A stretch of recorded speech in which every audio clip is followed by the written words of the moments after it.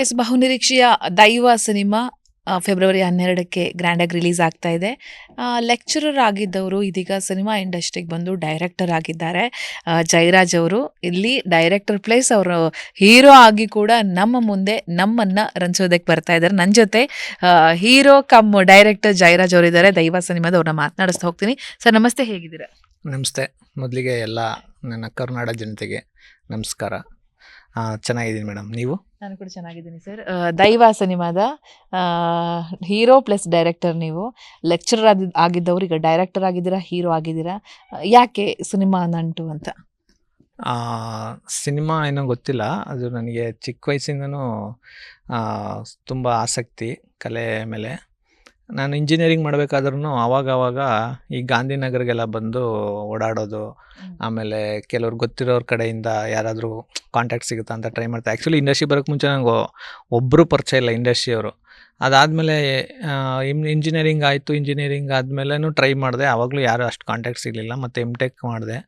ಎಮ್.ಟೆಕ್ ಮಾಡಿ ಲೆಕ್ಚರ್ ಆದೆ. ಆಮೇಲೆ ನಾನು MES ರಂಗಶಾಲೆಯಲ್ಲಿ ಡ್ರಾಮಾಸ್ ಸೇರಿಕೊಂಡೆ. ಅದಾದಮೇಲೆ ಸ್ವಲ್ಪ ನಮ್ಮ ಫ್ರೆಂಡ್ರು ಯಾರೋ ಒಂದು ಸೀರಿಯಲಲ್ಲಿ ಒಂದಿನ ಅಸಿಸ್ಟೆಂಟ್ ಡೈರೆಕ್ಟ್ರಾಗಿ ಕೆಲಸ ಸಿಕ್ತು. ಅದಕ್ಕೆ ಕೆಲಸ ಮಾಡಿಕೊಂಡು ಆಮೇಲೆ ಹಂಗೆ ಅವ್ರ ಥ್ರೂನೇ ರೆಫರೆನ್ಸ್ ಥ್ರೂ ನನಗೆ ರವಿ ಶ್ರೀವಾಸ್ತವ ಸರ್ ಕಾಂಟ್ಯಾಕ್ಟ್ ಸಿಕ್ತು. ಅದಾದಮೇಲೆ ಅವ್ರ ಹತ್ರ ಬಂದು ಕೆಲಸ ಮಾಡಿ ಒಂದು 10-12 ವರ್ಷ ಜರ್ನಿ ಸಿನಿಮಾ ಇಂಡಸ್ಟ್ರಿದು. ಇವಾಗ ನಟ ನಿರ್ದೇಶಕ ಆಗಿದ್ದೀನಿ. ಇಂಡಸ್ಟ್ರಿಗೆ ಬಂದಾಗ ಆ್ಯಕ್ಚುಲಿ ನಾನು ನಟನಾಗೆ ಬಂದೆ, ರಂಗಶಾಲೆಯಲ್ಲೆಲ್ಲ ಕೆಲಸ ಮಾಡಿಕೊಂಡು. But situations made me director also. ದೈವ ಹೇಗಾಯಿತು, ಯಾಕಾಯಿತು? ದೈವ ಅದು ನನ್ನ ಕನಸು. ಆ್ಯಂಡ್ ಇವನ್ ಅದು ನನ್ನ ಮೊದಲನೇ ಸಿನಿಮಾ ಆಗಬೇಕಂತಲೇ ನಂಗೆ ಭಾಳ ಆಸೆ ಇತ್ತು. ಯಾಕಂದರೆ ಫಸ್ಟು ಯಾವುದೇ ಆಗಲಿ first should be something special ಅಂತ. ಸೊ ನಾನು ಶಿವನ್ನ ಭಾಳ ಆರಾಧಿಸ್ತೀನಿ ಅನ್ನೋದಕ್ಕಿಂತ ಜಾಸ್ತಿ ಪ್ರೀತಿಸ್ತೀನಿ. ನಾನು ಶಿವನ ಭಕ್ತ ಕೂಡ. ಅದಕ್ಕೆ ಒಂದು ರಾವಣ, ನಿಮಗೆಲ್ಲ ಗೊತ್ತು ಶಿವನ ಪರಮ ಭಕ್ತ ಅಂದರೆ ರಾವಣ. ಸೊ ಆ ರಾವಣ, ಈ ಕ್ಯಾರೆಕ್ಟರ್ ಕೂಡ ರಾವಣನ ಥರನೇ ಕ್ಯಾರಿ ಆಗುತ್ತೆ ಸಿನಿಮಾದಲ್ಲಿ. ಅದು ರಾವಣನ ಮೇಲೇ ಒಂದು ಸಾಂಗು ಕೂಡ ಮಾಡಿದ್ದೀವಿ, ಕ್ಯಾರೆಕ್ಟರೈಸೇಷನ್ ಸಾಂಗ್ ಇರೋದು, ಇಂಟ್ರೊಡಕ್ಷನ್ ಸಾಂಗು. ಸೊ ನಂಗೆ ದೈವ for ever it's special for me. ಎಲ್ಲೆಲ್ಲಿ ಶೂಟ್ ಮಾಡಿದ್ದೀರಾ ಸರ್? ಏನು ವಿಶೇಷತೆ? ನಾವು ಯಾಕೆ ಬಂದು ಥಿಯೇಟರ್ಗೆ ನೋಡಬೇಕು? ಥಿಯೇಟ್ರಿಗೆ ನಿಮಗೆ ನಾನು ಇದೇ ಎಲ್ಲರಿಗೂ ಹೇಳ್ತೀನಿ, ಜನ ಥಿಯೇಟ್ರಿಗೆ ಬರಬೇಕಂದ್ರೆ ಸುಮ್ಮನೆ ನಾವು ಇಲ್ಲೇ ಅವರೆಲ್ಲ ಓಡಾಡೋ ಜಾಗದಲ್ಲೇ ಏನಾರು ತೋರಿಸ್ಬಿಟ್ರೆ ಅವ್ರು ಯಾಕೆ ನೋಡ್ಬೇಕು? ಅವ್ರು ಡೈಲಿ ನೋಡ್ತಿರ್ತಾರೆ. ಸೊ ಅದರಿಂದ ನಾನು ಒಂದು ಹಳ್ಳಿ ಸಬ್ಜೆಕ್ಟ್ ತೊಗೊಂಡಿದ್ದೀನಿ, ಟಿಪಿಕಲ್ ಹಳ್ಳಿ. ನೀವು ಯಾರು ನೋಡಿರಲ್ಲ ಈ ಥರ ಹಳ್ಳಿಗಳು ಯೂಶ್ವಲಿ ಸೆಟ್ಟೆಲ್ಲ ಹಾಕಿ ಮಾಡಿರ್ತಾರೆ. ನಾನು ಇದು ರಿಯಲ್ ಹಳ್ಳಿನೇ ಹೋಗಿ ಶೂಟ್ ಮಾಡಿರೋದು. ಒಂಥರ ಡಿಫ್ರೆಂಟ್ ಫೀಲ್ ಕೊಡುತ್ತೆ. ಆ್ಯಕ್ಚುಲಿ ಈಗ ತಮಿಳ್ ಅಸುರನ್ ಆ ಥರ ಎಲ್ಲ ಬಂತಲ್ಲ, ಈಗ ಅಲ್ಲೆಲ್ಲ ಏನಂದರೆ ಆ ಒಂದು ಹಳ್ಳಿಗಳ ಪ್ಯಾಟ್ರನ್ನೇ ಡಿಫ್ರೆಂಟು. ಆ ಥರ ಒಂದು ಪ್ಯಾಟ್ರನ್ ಹಳ್ಳಿಗಳಲ್ಲಿ ನಾನು ಶೂಟ್ ಮಾಡಿದ್ದೀನಿ. ಆ್ಯಂಡ್ ಈ ಸಿನಿಮಾದಲ್ಲಿ ನಿಮಗೆ ಒಂದು ಕಮರ್ಷಿಯಲ್ ಎಲಿಮೆಂಟ್ಸ್ ಇದೆ, ಡಿವೈನ್ ಟಚ್ ಇದೆ. ಈ ಶಿವರಾತ್ರಿಗೆ ನೀವು ಪಕ್ಕ ಒಂದು ಕ್ಲೈಮ್ಯಾಕ್ಸಲ್ಲಿ ಶಿವತಾಂಡವನೇ ನೋಡ್ತೀರಾ, ನಾನು ಅದಕ್ಕೆ ಅಶ್ಯೂರೆನ್ಸ್ ಕೊಡ್ತೀನಿ. ಬೇಕಾದರೆ ಯಾರು ಫಸ್ಟೇ ಹೋದವ್ರನ್ನ ರಿವ್ಯೂನ ನೋಡೇ ಬೇಕಾದ್ರೆ ನೆಕ್ಸ್ಟ್ ಬನ್ನಿ. ಇದರಲ್ಲಿ ಎಲ್ಲ ಎಲಿಮೆಂಟ್ಸ್ ಇದೆ. ಒಂದು ಬಡ ರೈತಾಪಿ ಕುಟುಂಬಗಳೆಲ್ಲ ಏನೇನೆಲ್ಲ ಕಷ್ಟಗಳನ್ನ ಫೇಸ್ ಮಾಡುತ್ತೆ.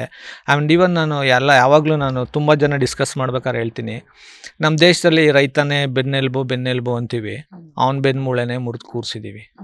ಅಂದರೆ ಆತ್ಮಹತ್ಯೆ ಮಾಡ್ಕೊಳ್ಳೋದು ಬರೀ ನಾವು ಜಾಸ್ತಿ ನೋಡೋದೇ ರೈತರು, ಅವರು ಇವ್ರನ್ನ, ಬೇರೆ ಯಾರು ನೋಡಲ್ಲ.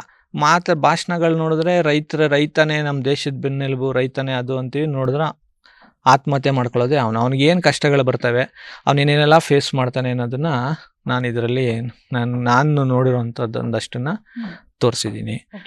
ಎಲ್ಲೆಲ್ಲಿ ಶೂಟಿಂಗ್ ಮಾಡಿದ್ದೀರಾ? ಸಿರ್ಸಿ ಸುತ್ತಮುತ್ತ ಹಳ್ಳಿಗಳಲ್ಲಿ ಶೂಟ್ ಮಾಡಿದ್ದೀವಿ.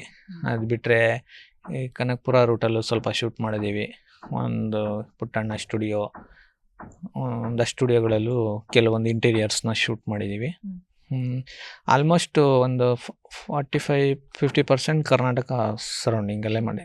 ತಾರಾಬಳಗದ ಬಗ್ಗೆ ಹೇಳೋದಾದ್ರೆ, ತಾರಾಬಳಗದಲ್ಲಿ ಮೇಯ್ನ್ ವಿಲನ್ ಆಗಿ ಬಾಲರಾಜ್ ವಾಡಿ ಸರ್ ಇದ್ದಾರೆ.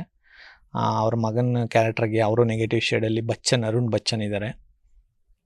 ನಾಯಕಿಯಾಗಿ ಸುರಭಿ ಆ್ಯಂಡ್ ನೀತು ರಾಯ್ ಇಬ್ಬರು ಮಾಡಿದ್ದಾರೆ. ಆಮೇಲೆ ತುಂಬ ಜನ ಎಲ್ಲ ಸತೀಶ, ನಾಗಣ್ಣ, ಅನಿಲ್, ಚೆಲುವರಾಜಗೌಡ ಅಂತೇಳಿ ಮೊನ್ನೆ ಬಿಚ್ಚುಗತ್ತಿಯ ಬಣ್ಣದ ಬಲ್ಲರೇನೋ ಅಲ್ಲಿ ಲೀಡ್ ಮಾಡಿದ್ರು, ಅವರು ಮಾಡಿದ್ದಾರೆ.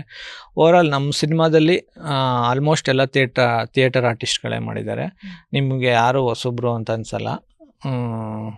ತುಂಬ ಚೆನ್ನಾಗಿ ಬಂದಿದೆ ಮೇಡಮ್ ಸಿನಿಮಾ. ಲೆಕ್ಚರರ್ ಜಾಬ್ ಕಷ್ಟನಾ ಡೈರೆಕ್ಟರ್ ಜಾಬ್ ಕಷ್ಟನಾ?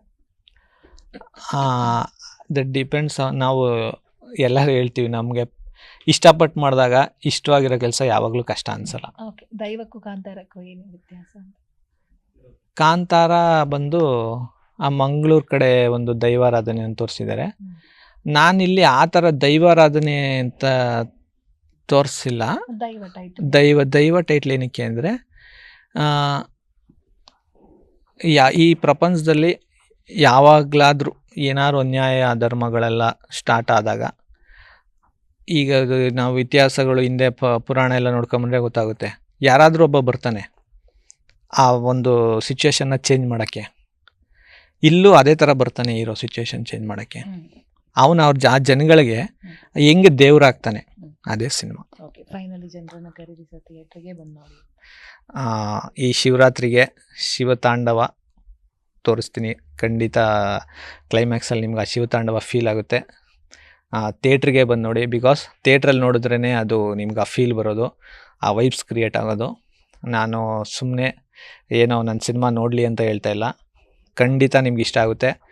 ನಾನು ಗುರುವಾರ ಶುಕ್ರವಾರ ಎಲ್ಲ ಕಡೆ ರಿಲೀಸ್ ಆಗುತ್ತಲ್ಲ, ರಿಪೋರ್ಟ್ ನೋಡಿಕೊಂಡೇ ಬೇಕಾದರೆ ಬನ್ನಿ.